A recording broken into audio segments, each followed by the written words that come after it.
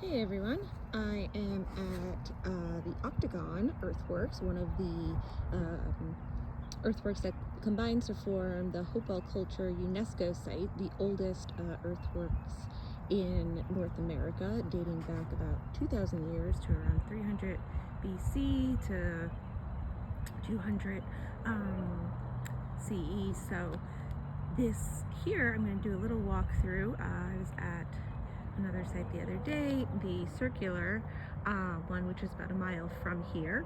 And so here I am standing in the center of another circular earthworks, mounds. Unlike the other earthwork piece that I was talking about, there is not the divot, the kind of interior trench, and instead this is a pretty much perfect circle demonstrating the spectacular and advanced mathematical knowledge of the Hopewell Culture people. The name comes from Hopewell, who really was studying these and noticed the connection between all of these different geometric earthworks that exist in Ohio. And these mounds created not just from soil in the immediate area, but from soil throughout Ohio along the river that was created. Basically, all of these earthworks are along the edge of some glacial meltings. And with this one, it's about 1,054 in diameter across, so quite large. So to have that be so perfect is pretty amazing if you think about the time and the lack of tools. And so a lot of this soil coming from different areas, carried by baskets, about 30 pounds each, and would have taken dozens, if not hundreds of years to create this.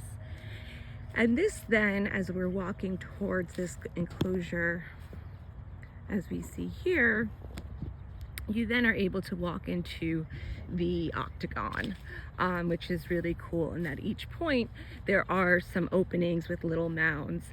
And so this too, based on the lunar calendar of this 18.6 years on the lunar rising, documenting time and looking at that for ceremony. And so it wasn't astronomy that they were documenting, but more about how there is ritual, not just in gathering together, but that it was, since it was taking so many years, there was the ritual of the Hopewell culture, that people that lived in smaller communities, kind of spread out, would then come together to work on this place and then gather again at different times for the variety of different ceremonies. What I find interesting about this place too is that as it was being discovered, and then also assumed that the land was cared for by then other indigenous communities throughout time, is that they really started learning more about it and finding more about the artifacts that are in some of the mounds, questions on if some of them are burial grounds or not, but actually not finding tons. And this place in particular has not done too much. But we could see here is that, so they were excavating to find out a little bit about the mounds. They left it as is. But then around the early 1900s, there was I was talking about in the other space the other day that there was a World's Fair, and they would use the fairgrounds for like inside and outside of that circle. But here they also had used it for a fairground, but then it actually, around I think it was 1911, became the Ohio Historical Society took over the land, but they gave a 100-year lease to a golf course. So when we look at these divots, these sand pits, they are not part of the earthworks. They are on the inside, and that's because up until last year, 2025, it was a functioning golf course. And so apparently there was also quite the lawsuit about the getting out of the lease and it being turned into going fully back to ownership and being taken care of by the Historical Society, but also then was combining with these other earthworks to become part of the UNESCO World Heritage site. And in my mind, I thought like, oh, that is so kind of crazy that it was a golf course till then. What on earth was this lawsuit about, if like who can stay or who can't stay? But one of the things, as I was talking to people that live in the area, is that this is just on the other side of the mounds are houses, and it's right really in the middle of a town, a city, really, the city of Newark, Ohio.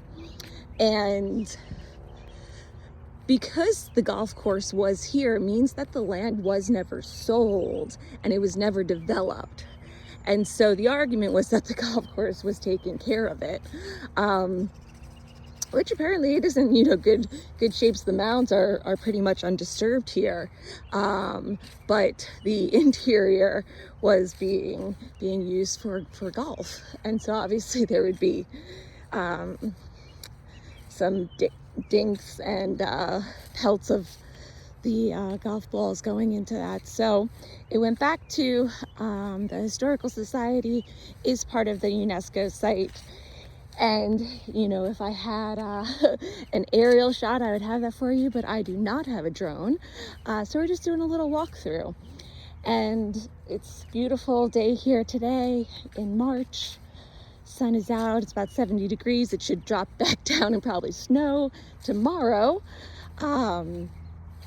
But some great light that's happening as the sun is starting to set here at the Hopewell Culture Octagon. So we're walking through the circular, we were just in the circular area, so now we're walking through and moving into the Octagon. And you can see these mounds that are at each entrance. And these are, I'm walking on the grass, all of it is open now. These paths that are here, we'll see if they leave them as is or what. They are all from the golf course. So they, kind of wind around, and you can't go, there's just only a few like signs not to walk on the actual mounds. But then the various pathways lead up to where there used to be tees, so they just kind of end, so you could go on and off these paths here. And then you'll also see something like this, whereas since it was a golf course, there is landscaping that is there, which is all kind of, despite it being spring and some seasonal changes, that they are working on the land now. So we'll see what it's going to be. I know that they're planning on taking down several trees that have some damage on them and are dead. Quite a few lightning strikes here coming through the storms. So the melting of the glaciers is also interesting, and being in Ohio on this like southern edge of that glacial melting is that you have these plateaus.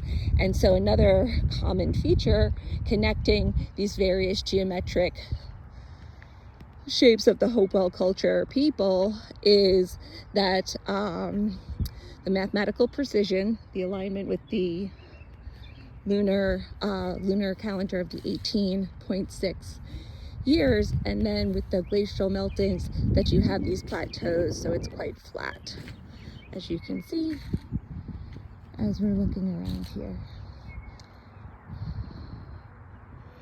And then just beyond those tree lines over there, they won't walk all the way over, right behind there, it just butts up to backyards. You can see some cars, hear some cars passing as well. Some houses just beyond this area over here.